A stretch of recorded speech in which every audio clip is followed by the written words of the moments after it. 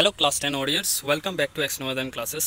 এই ভিডিওতে আমরা লং আনসার টাইপ কোশ্চেনগুলি দেখব 2024 এর ক্লাস 10 এর হাফ ইয়ারলি এক্সামে শিবভূমি ডিস্ট্রিক্টের পেপার থেকে। Okay, so let's start the video. Our first question is, মৌলিক উৎপাদক বিশ্লেষণ পদ্ধতি দ্বারা আমরা এই যে সংখ্যা যেটি দেওয়া আছে এটির আমরা কি করব, বর্গমূল নির্ণয় করব।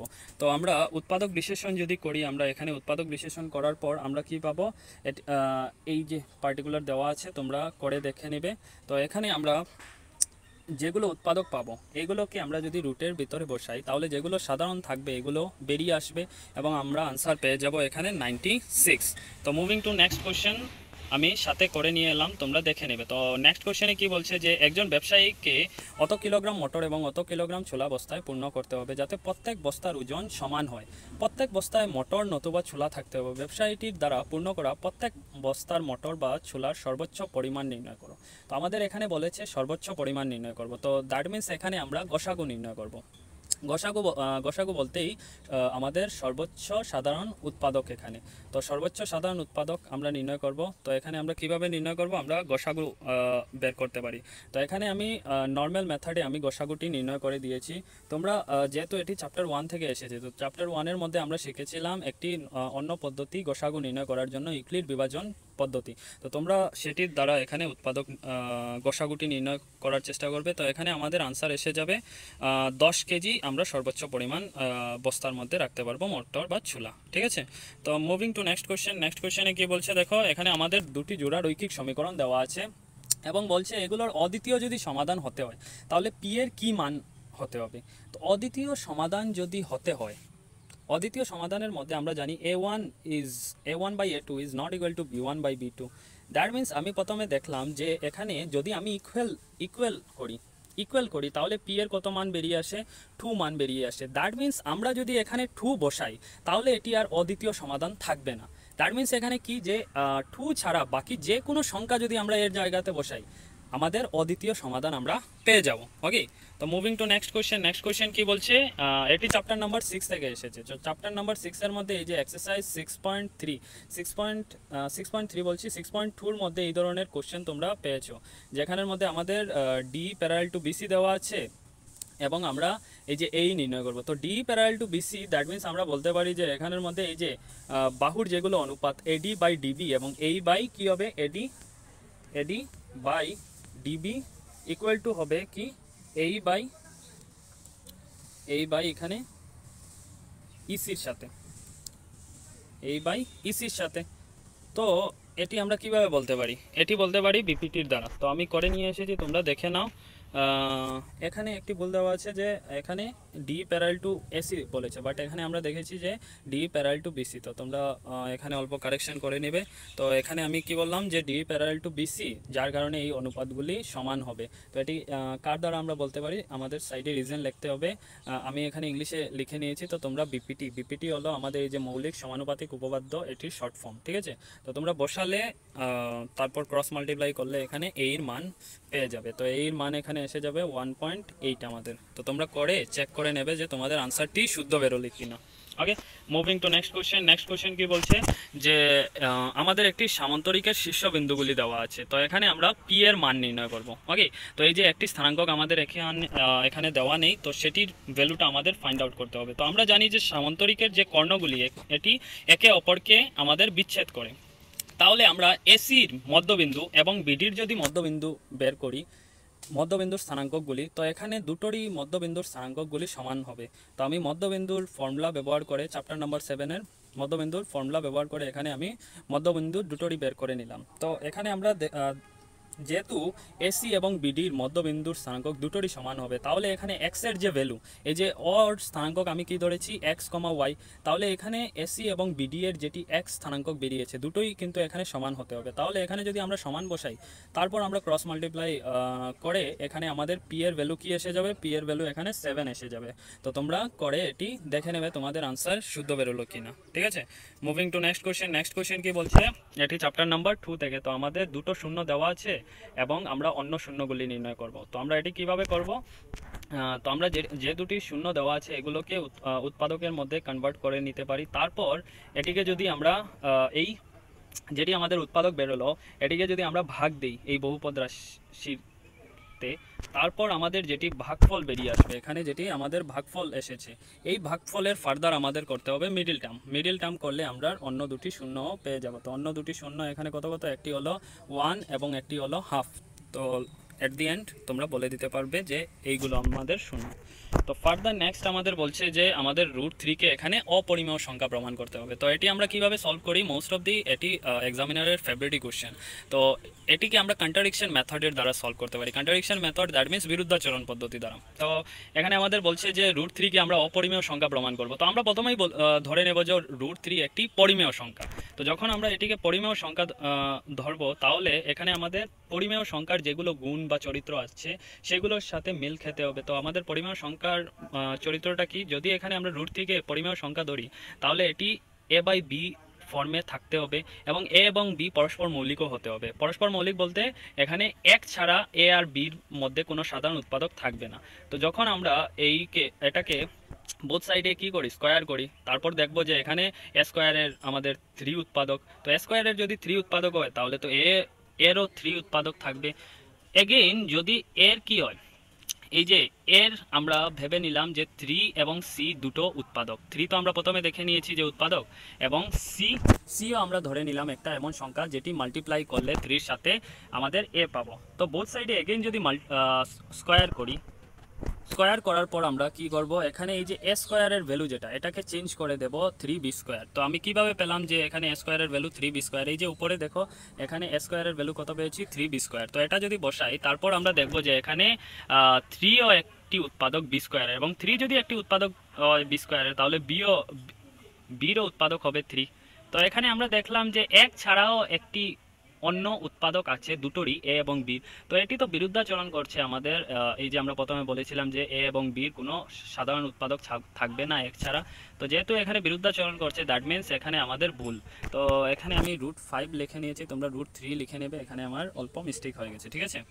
তো moving to next question. Next question কি বলছে, নেক্সট কোশ্চেন দেখো, এই যে আমাদের দেওয়া আছে একটি দ্বিঘাত সমীকরণ, এটির আমরা শূন্যগুলো নির্ণয় করব এবং শূন্য আর সহগের মধ্যে আমরা সম্পর্ক স্থাপিত করব। তো এই যে আমাদের দ্বিঘাত সমীকরণটি দেওয়া আছে, এটির শূন্য কিভাবে নির্ণয় করব, আমরা মিডিল টার্ম পদ্ধতি দ্বারা শূন্য নির্ণয় করতে পারি। তারপর আমরা শূন্য এবং সহগের মধ্যে সম্পর্ক স্থাপন করতে পারি। শূন্য এবং সহগের মধ্যে সম্পর্ক, দ্যাট মিনস এই যে আমরা শিখেছিলাম α + β = -b/a। তো এখানে α + β = হতে হবে -b/a এর সাথে, এটা আমরা দেখাবো। তো দুটো স্থানেই আমাদের কত আনসার বেরোলো, α + β-রও 1/3 এবং -b/a-রও আমাদের ভ্যালু পেয়েছি 1/3। দেন এগেইন α × β হতে হবে c/a এর সাথে, তাহলে এখানে আমাদের α + β কত বেরোলো, -4/3 এবং c/a-রও ভ্যালু কত পেলাম, -4/3। তো যেহেতু এই দুটোরই সমান, তাহলে শূন্য এবং সহগের মধ্যে আমাদের সম্পর্ক স্থাপিত হয়ে গেল। তো এখানে আমি এ বি কোথায় পেলাম, কোথায় থেকে পেলাম, দেখো এখানে এই যে আমাদের দ্বিঘাত সমীকরণ দেওয়া আছে। তো এটিকে যদি আমরা স্ট্যান্ডার্ড ফর্মে, আমাদের দ্বিঘাত সমীকরণের স্ট্যান্ডার্ড ফর্মটা দেখি, তাহলে দ্বিঘাত সমীকরণে আমাদের স্ট্যান্ডার্ড ফর্ম কীরূপ থাকে, ax² + bx + c। That means x² সাথে যেটি থাকবে সেটি হলো x, এবং x এর সাথে যেটি থাকবে সেটি হলো আমাদের b। তো x এর সাথে এখানে কিছুই নেই, তো এখানে আমাদের মাইনাস সাইন আছে এবং সামনে আমরা ভেবে নেব 1। তো এখানে আমাদের b হয়ে যাবে -1 এবং a হয়ে যাবে কত, 3, বিকজ x² এর সামনে 3, এবং যেটি সেপারেটলি আমাদের থাকবে, এখানে সেপারেটলি কত আছে, -4, তো সেটি হয়ে যাবে আমাদের c। তো মুভিং টু নেক্সট কোয়েশ্চেন, তোমরা করে দেখে নেবে। ফার্দার এখানে আমাদের জোড়া দুটি সমীকরণ দেওয়া আছে এবং বলছে যে এইগুলোর অসীম সংখ্যক সমাধান এবং আমরা পি এবং কিউটা নির্ণয় করতে হবে। তো যদি অসীম সংখ্যক সমাধান হয়, তাহলে এখানে a1/a2 = b1/b2 = c1/c2 হতেই হবে।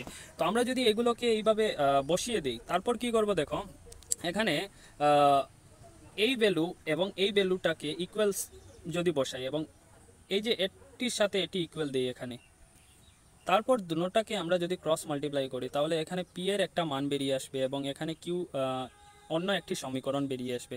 আমরা দুটি সমীকরণ পাবো এখান থেকে।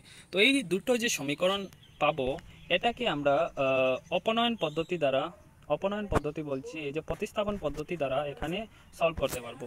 তো এখানে এই যে 2 নম্বর যেটি সমীকরণ পেয়েছি এটিকে আমি বসিয়ে দিলাম। তারপর এখানে পি এর যে ভ্যালু এটাকে চেঞ্জ করে আমরা এই যে প্রথমে যেটা পেয়েছি এটাকে বসিয়ে দিলাম। তারপর এখানে আমরা পেয়ে যাব কিউ এর ভ্যালু 1।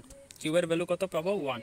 তারপরে এই যে কিউ এর ভ্যালুটা পেয়েছি এটি অন্য যে কোনো একটি সমীকরণে বসিয়ে আমরা কিউ এর যেটাই ভ্যালু পেয়েছি এটি অন্য যে কোনো একটি সমীকরণে বসিয়ে আমরা পি এরও মান পেয়ে যাব। তো এটি চ্যাপ্টার নাম্বার 3 থেকে এসেছে, অনেক ইজি কোশ্চেন। তো moving to next question, most of the তোমাদের লং আনসার টাইপটি চ্যাপ্টার থেকেই দে, অন্য কনসেপচুয়াল কোশ্চেনগুলো বানায় না, ঠিক আছে।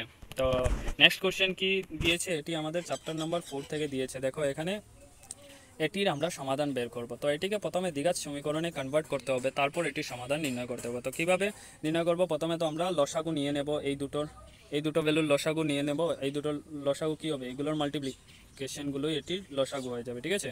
তো লসাগু নিলে তারপর উপরে চলে যাবে x-7 এবং মিডিলে -x+4। তো এটির সমাধান করার পর আমাদের কি আনসার বেরোবে? একটি আমরা দ্বিঘাত সমীকরণ পেয়ে যাব। এখানে একটি দ্বিঘাত সমীকরণ পেয়ে যাব। তারপর দ্বিঘাত সমীকরণের যদি আমরা মিডিল টার্ম করি তাহলে আমাদের x এর ভ্যালু একটি 2, একটি এসে যাবে 1, ঠিক আছে। তো ইজি ছিল এটি।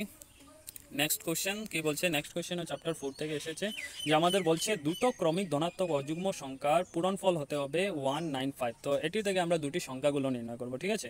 তো এখানে বলেছে ধনাত্মক অযুগ্ম সংখ্যা। তো ধনাত্মক অযুগ্ম সংখ্যা আমরা যদি একটাকে x ধরি তাহলে অন্যটা আমাদের ধরতে হবে x+2, বিকজ আমরা জানি যদি আমরা একটি অখণ্ড সংখ্যা কি ধরি 1 ধরি তাহলে অন্য নেক্সট ক্রমিক অখণ্ড সংখ্যা আমরা কিভাবে পাবো?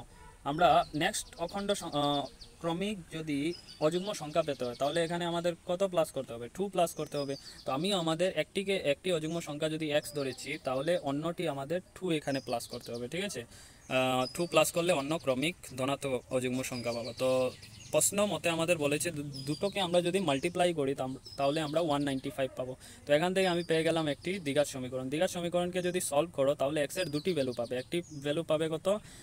-15 এবং একটি পাবে 13। তো আমাদের কোশ্চেনে কি বলেছিল? যে আমাদের কোশ্চেনে বলেছিল যে এটি হলো ধনাত্মক সংখ্যা। দ্যাট মিনস এখানে আমরা ঋণাত্মক সংখ্যাটিকে নেব না, আমরা যেটি ধনাত্মক পেয়েছি সেটি আমাদের আনসার হবে। তো যদি একটি সংখ্যা আমাদের 13 হয় তাহলে অন্যটি কত হয়ে যাবে? 15, বিকজ এখানে একটি x ধরেছিলাম, তো x এর ভ্যালু আমাদের 13 হয়েছে, তো x+2 এখানে 15 হয়ে যাবে। তো নেক্সট সংখ্যা আমাদের 15। Okay, moving to next question. Next কোশ্চেনে কি বলছে যে এখানে আমাদের কিছু স্থানাঙ্কক দেওয়া আছে, 3টি স্থানাঙ্কক দেওয়া আছে এবং বলছে যে এটি কি ধরনের ত্রিভুজ। তো এটি কি ধরনের ত্রিভুজ যদি দেখতে হয় তো তাহলে এগুলোর যে স্থানাঙ্কক দেওয়া আছে এগুলোকে আমরা একটি ত্রিভুজের মধ্যে বসাতে পারি। সাইডে একটি ড্র করে নেব ত্রিভুজ, ঠিক আছে। তো ত্রিভুজের যেটি আমরা বাহু পেলাম, তো প্রত্যেকটি বাহু আমাদের নির্ণয় করতে হবে। দূরত্বর সূত্র যেটি চ্যাপ্টার নাম্বার 7 এর মধ্যে আমরা পেয়েছি সেটি ব্যবহার করে প্রত্যেকটি বাহু আমাদের বের করতে হবে। যেমন আমরা প্রথমে এবি বের করলাম, তারপর বিসি বের করলাম, তারপর এসিও বের করলাম, ঠিক আছে। এই যে তিনটা বাহু পেলাম এটি দেখলাম যে আমরা পাইথাগোরাস সূত্র হিসাবে বসে যাচ্ছে।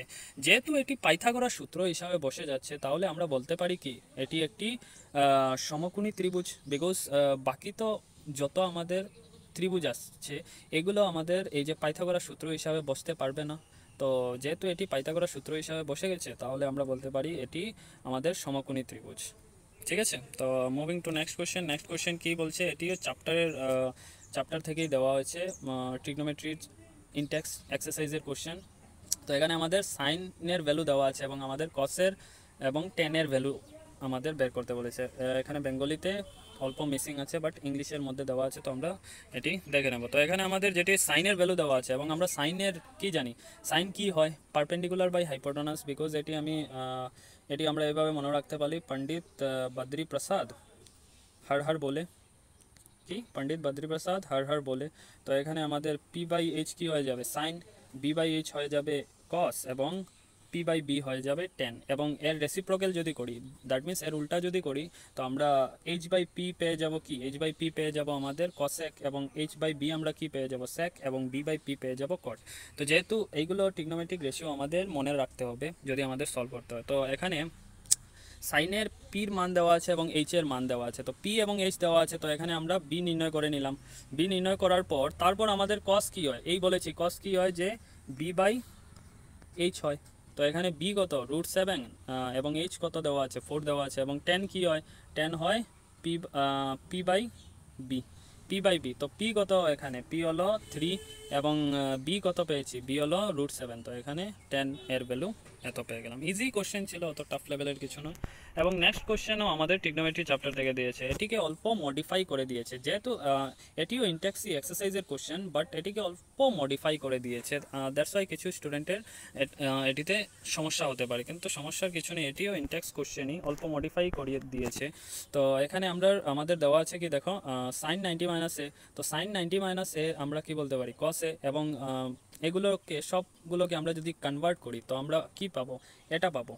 এবং এটি হলো আমাদের ইনটেক্স কোশ্চেন, সেম এক্স্যাক্ট আমাদের এক্সারসাইজের মধ্যে কোশ্চেন আছে।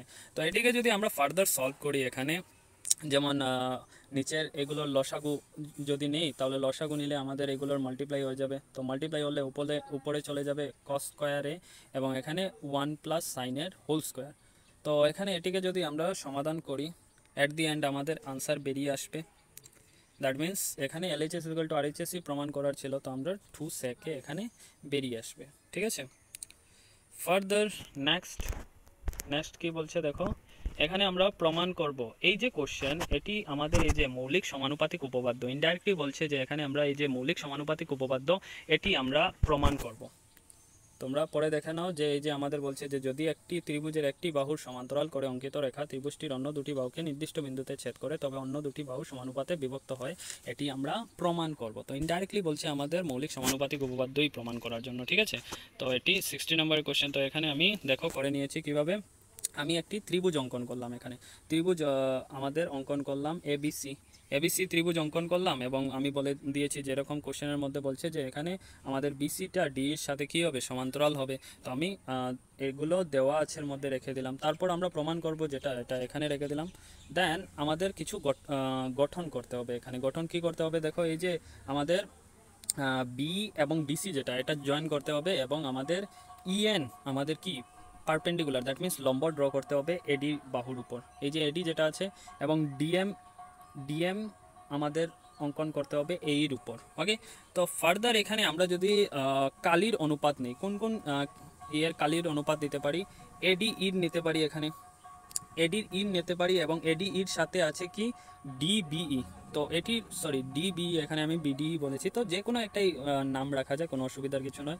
তো এটির যদি আমরা কালি বের করি তো কি হবে দেখো, আমরা কালির ফর্মুলা কি জানি, হাফ ইন্টু ভূমি ইন্টু উচ্চতা। তো এখানে আমি রেখে দিলাম হাফ ইন্টু ভূমি কত, এখানে ভূমি আমি এডি এবং ডিবি দিয়েছি, যেমন এডি ইর ভূমি কত হবে, এডি ইর ভূমি কত দেখো, এডি ইর ভূমি হলো এখানে এডি, কিভাবে, তারপর এখানে ইএন কি, ইএন হলো এখানে আমাদের লম্ব।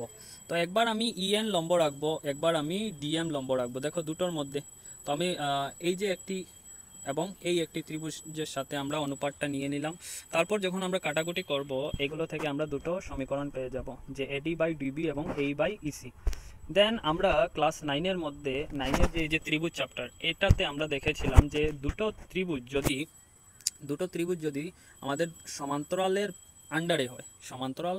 আন্ডারে হয় এবং দুটোরই ভূমি যদি সমান হয়, তাহলে আমাদের এই দুটোর কালি কি হবে, এই দুটোর কালি সমান হয়ে যাবে। ঠিক আছে, তো এই দুটোর যেহেতু কালি সমান, তাহলে আমরা কি বলতে পারি যে এই যে এগুলোও সমান হবে, আমরা বলতে পারি না?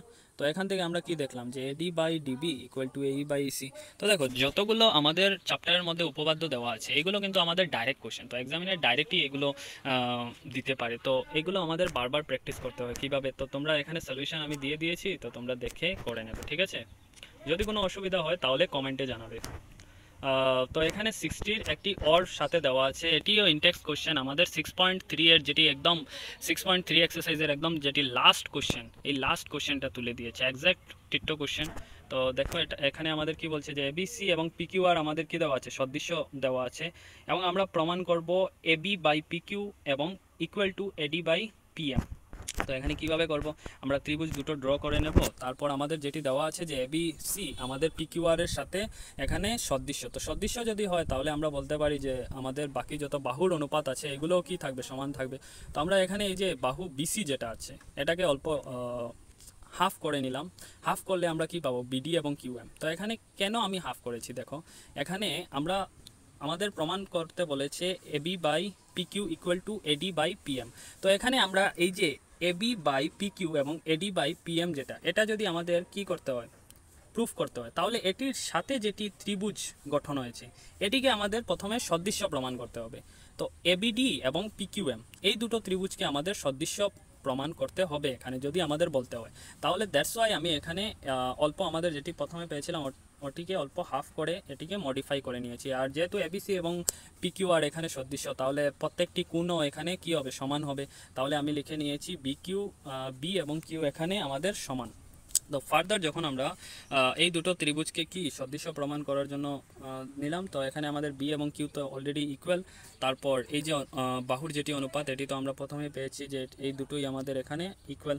তো এখানে আমরা এস ক্রাইটেরিয়া দ্বারা এখানে বলতে পারি যে এই দুটো আমাদের সদৃশ্য, এবং যদি সদৃশ্য হয় তাহলে এগুলোর বাহুর অনুপাতও কি হবে, সমান হবে অবভিয়াসলি।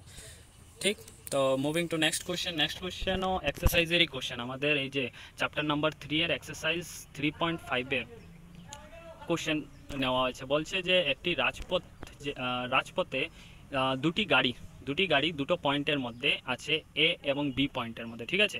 আর দুটোর মধ্যেই আমাদের কত 100 কিলোমিটারের দূরত্ব, এখানে 100 কিলোমিটারের দূরত্ব। তো এখানে দেখো এই ধরে নিলাম এই এ আছে, এই বি আছে। প্রথমে আমাদের দেওয়া আছে কি যে দুটোই একই দিকে গমন করে, দ্যাট মিন্স এও এই দিকে গমন করে, বিও এই দিকে গমন করে, ঠিক আছে। এবং তাদের একসাথে মিলিত হতে 5 ঘন্টা সময় নেই। কি 5 ঘন্টা সময় নেই, দ্যাট মিন্স এখানে যদি একসাথে তারা মিলতে হয় তাহলে একটির স্পিড বেশি হতে হবে এবং একটির স্পিড কি হতে হবে, স্লো হতে হবে।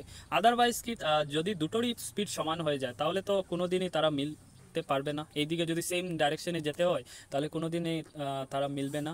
তো একটির স্পিড আমাদের বেশি হতে হবে, একটির স্পিড স্লো হতে হবে, এটি আমরা এই জিনিস থেকে বুঝলাম। তো ফার্দার এগেইন আমাদের কি বলছে দেখো, এখানে সেমি এ এবং বি এখন আমাদের একটা অপর দিকে গমন করছে, দ্যাট মিন্স এ যদি এদিকে আসে তাহলে বি এদিকে আসছে এবং দুটোই 1 ঘন্টায় মিলিত হচ্ছে।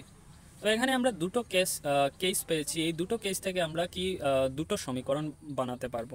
কি বানাতে পারবো আমরা, যেহেতু এখানে এন্ডিংয়ে বলছে যে দুটোই গাড়িরই বেগ আমরা নির্ণয় করতে হবে, তাহলে আমরা কি ধরে নেব, একটির গাড়ির বেগ আমরা ধরে নেব এক্স এবং অন্যটির কি ওয়াই, যেটি অলওয়েজ আমরা করি। তো এখানে আমরা যদি আপেক্ষিক বেগ দুটোরই দেখি, যেহেতু এখানে কনসেপ্ট এসে যাচ্ছে সায়েন্সের, তো এখানে কিছু স্টুডেন্টের অসুবিধা হতে পারে। তো দেখো আপেক্ষিক বেগ আমাদের এখানে নির্ণয় করতে হয়। তো আপেক্ষিক বেগ যেহেতু দুটো গাড়ির কনসেপ্ট এখানে দেওয়া আছে, যখনই দুটো জিনিসের কোনো কনসেপ্ট দেওয়া হয় তখন আমাদের আপেক্ষিক বেগ এখানে নির্ণয় করতে হয়।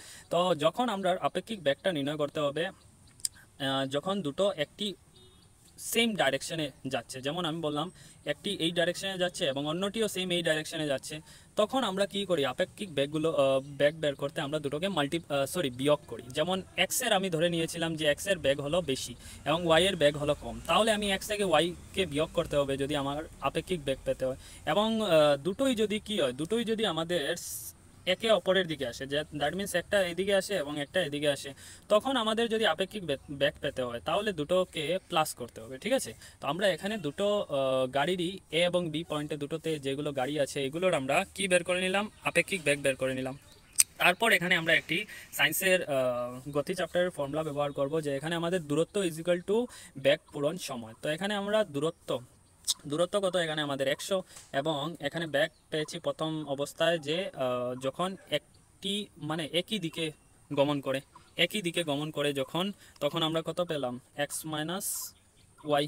তো এখানে এটিকে মাল্টিপ্লাই করে দেবো, আর সাথে আমাদের সময় কত লেগেছিল 5 ঘন্টা, সেটি মাল্টিপ্লাই করে দেবো। যেমন দেখো এখানে এই যে প্রথম অবস্থায় আমাদের 5 ঘন্টা সময় নিয়েছে যখন একই দিকে গমন করে, ঠিক আছে। তো এটি আমি মাল্টিপ্লাই করে নিলাম। তারপর আমরা এখানে পাবো কি প্রথম ইকুয়েশন পাবো x minus y equal to 20। Then again আমাদের সেকেন্ডে বলেছে যখন একটা অপর দিকে আসে, দ্যাট মিনস এখানে আমি আবার বলছি যে একটি এদিকে আসছে এবং একটি এদিকে, তখন আমরা আপেক্ষিক বেগ পেয়েছি কত, এক্স প্লাস ওয়াই।